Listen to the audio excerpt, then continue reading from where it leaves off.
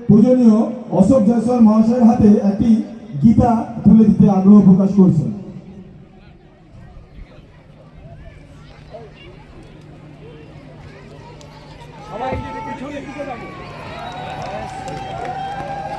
কৃষ্ণ কৃষ্ণ হরে হরে, কৃষ্ণ কৃষ্ণ হরে হরে, কৃষ্ণ কৃষ্ণ হরে হরে।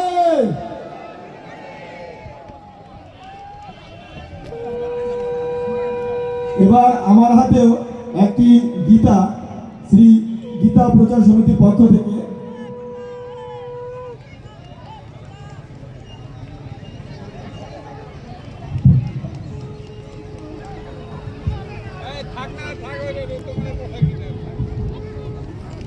সত্যি এটা পরম সৌভাগ্য যে আমরা পূজনীয় পরম পূজনীয় মহারাজজির হাত থেকে তার হাত থেকে আমরা গীতা গ্রহণ করতে পারলাম। এটা সত্যি আমরা এতে অত্যন্ত আমরা আনন্দিত এবং সমৃদ্ধ।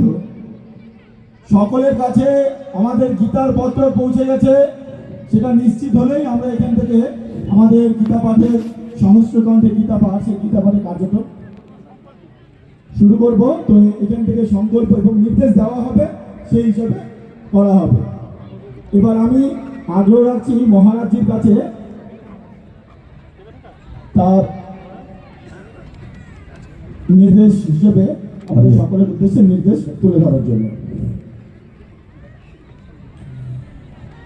अभी हम गीता पाठ करने जा रहे हैं, उससे पहले हमें एक संकल्प लेना होगा, क्योंकि इतना बड़ा परम पवित्र कार्य किया जा रहा है, तो हमें एक संकल्प लेना होगा। उस संकल्प के बाद हमारा संकल्प सिद्ध होगा। गीता पाठ करेंगे उससे पहले संकल्प करेंगे। पूरे विश्व में हिंदुत्व को जगाने के उद्देश्य से पूरे विश्व में अपने वैदिक सनातन धर्म की रक्षा के लिए हमें संकल्प लेना है और रोज गीता पाठ करना है।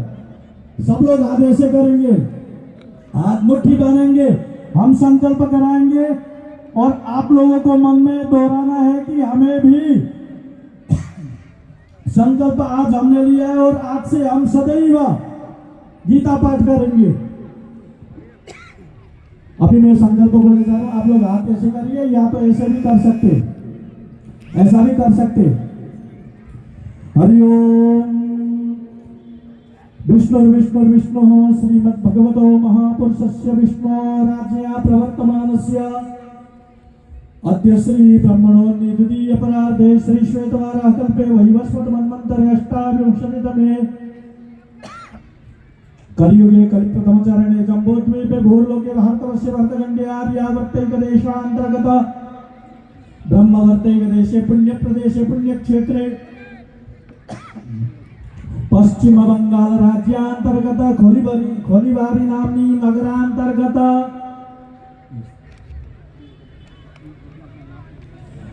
स्थानांतर्गत खोलीबारी नामनी नगरे बौद्धावतारे प्रभवादि षष्ठी संवत्सराणां मध्ये सिद्धार्थी नामनी संवत्सर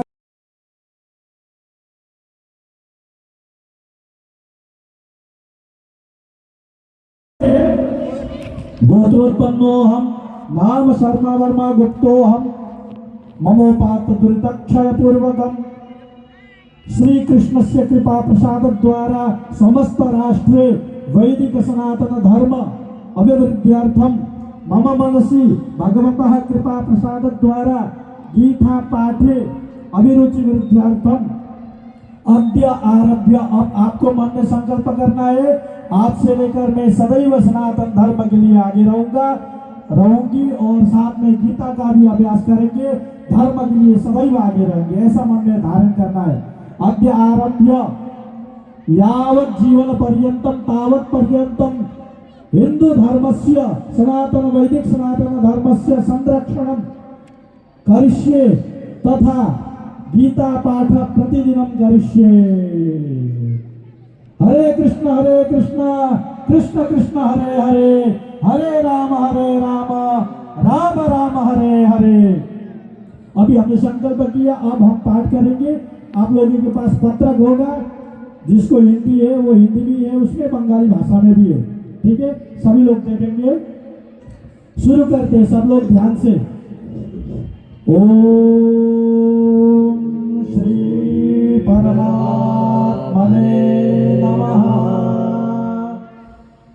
अथ नवमोऽध्यायः। श्रीभगवानुवाच इदं तु ते गुह्यतमं प्रवक्ष्याम्यनसूयवे ज्ञानविज्ञानसहितं यज्ञात्वा मोक्षसे शुभात्। राजविद्या राजगुह्यं पवित्रमिदमुत्तमम् प्रत्यक्षागतं धर्म्यं सुषुप्तं कर्तुमव्ययम्।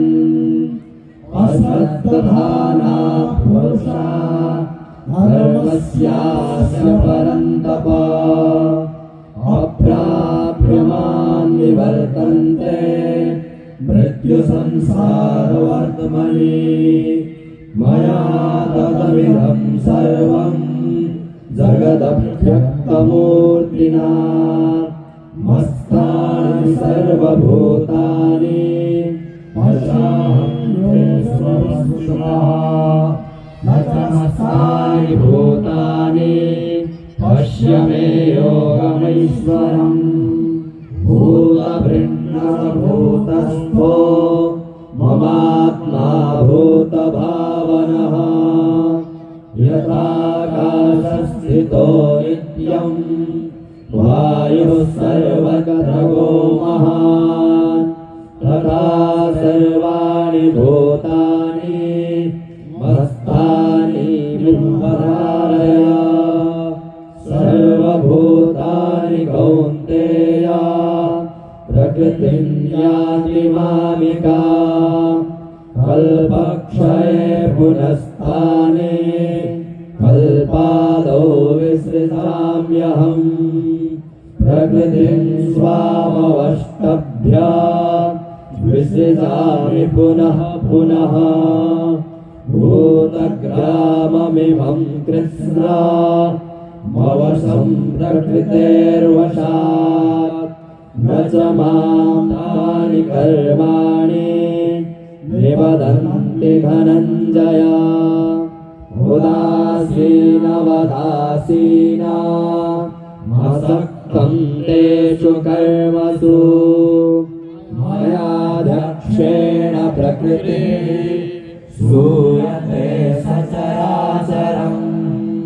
हेतुनानेन कौन्तेय जगद्विपरिवर्तते।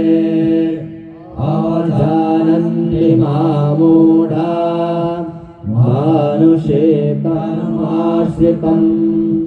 परं भावमजानन्तो मम भूतमहेश्वरम्। मोहासामोघकर्माणो मोहज्ञानाविचेतसः। राक्षसीमासुरी चैव प्रकृतिमोहिनी श्रिताः। महात्मानस्तु मां पार्थ दैवी प्रकृतिमाश्रिताः। भजन्त्यनन्यमससो ज्ञात्वा भूतादिमव्ययम्। सततं कीर्तयन्तो मां यतन्त्रव्रताः। नमस्यन्तश्च मां भक्त्या नित्ययुक्ता उपासते। ज्ञानयज्ञेन चाप्यन्ये यजन्तो मामुपासते। एकत्वेन पृथक्त्वेन बहुधा विश्वतो मुखम्। अहं कर्मणः यज्ञः स्वधामहमौषधम्। मन्त्रोऽहमहमेवाज्य महमग्न्यहम्। पिताहमस्य जगतो माता दाता पितामहः वेदं पवित्रमोङ्कार ऋक्सामयजुरेव च गतिर्भर्ता प्रभो साक्षी निवासशरणं सुहृत् प्रभवः प्रलयस्थानं निधानं वेदमव्ययम् तपाम्यहमहं वर्षा निगृह्णामि सृजामि च अमृतं चैव मृत्युश्च सदसच्चाहमर्जुन दैवेद्यां सोमपापूतपापा यज्ञैष्ट्वा स्वर्गतिं प्रार्थयन्ते ते पुण्यवासाग्रसुरेन्द्रलोका मश्नन्ति दिव्यान् गिरिरेव भोगान् ते तं भुक्त्वा स्वर्गलोकं विशालम् क्षीणे पुण्ये मर्त्यलोकं विशन्ति एवं त्रयीधर्ममनुप्रपन्ना गतागतं कामकामारभन्ते अनन्याश्चिन्तयन्तो मां ये जनाः पर्युपासते तेषां नित्याभियुक्तानां योगाक्षेमं वहाम्यहम् येऽप्यन्यदेवता भक्ता यजन्ते श्रद्धयान्विताः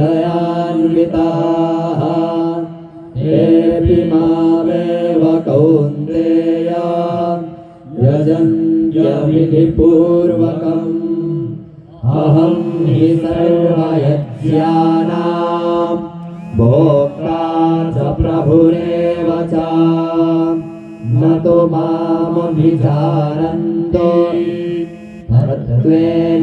तत्त्वेनातश्चन्ति ते यान्ति एव व्रतारेवान् पितॄयान्ति प्रतिक्राः भूतानि यान्ति भूतेजा यान्ति मध्याजिनोऽपि माम् पत्रं पुष्पं फलं तोयं यो मे भक्त्या प्रयच्छति तदहं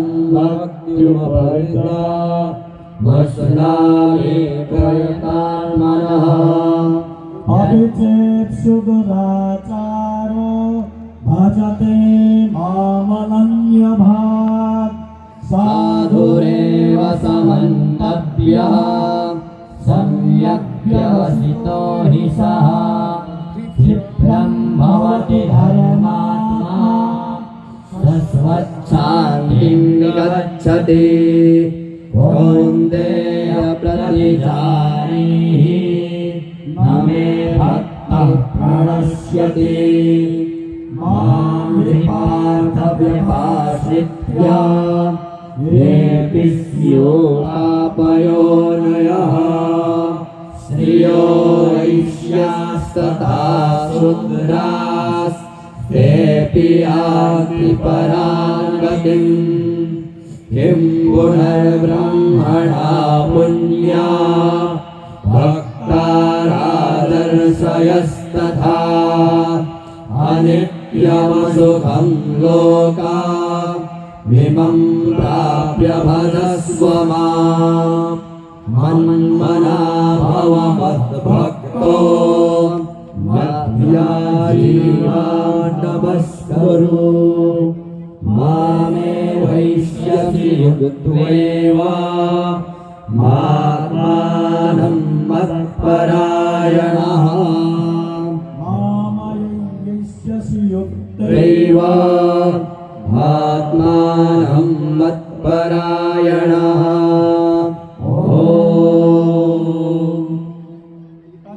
श्रीमद्भगवद्गीतासु उपनिषत्सु ब्रह्मविद्यायां योगशास्त्रे श्रीकृष्णार्जुनसंवादे राजगुह्ययोगो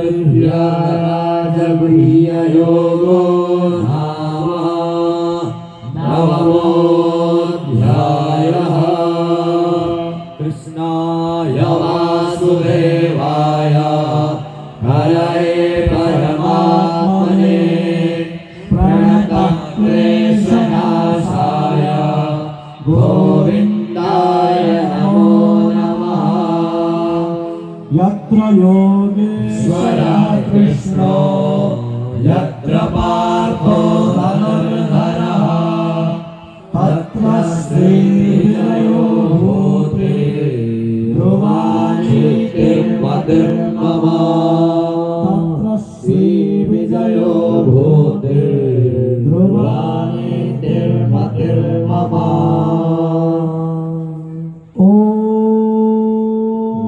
तत्सदिति श्रीमद्भगवद्गीतासु उपनिषत्सु ब्रह्मविद्यायां योगशास्त्रे श्रीकृष्णार्जुनसंवादे मोक्षसंन्यासयोगो नाम। ॐ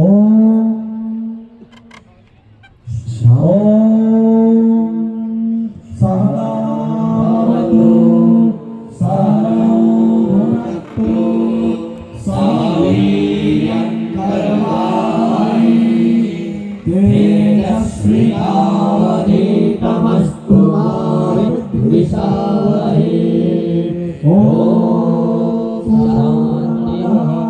पूर्णमिदं पूर्णात् पूर्णमुदच्यते पूर्णस्य पूर्णमादाय पूर्णमेवावशिष्यते। ॐ शान्तिः शान्तिः शान्तिः। कृष्णचंद्र भगवान की जय। गीताजी महाराज की जय। संत सनातन धर्म की जय हो। माता की जय हो। संत भक्तों की जय हो। पति महादेव की जय हो। जय श्री राम।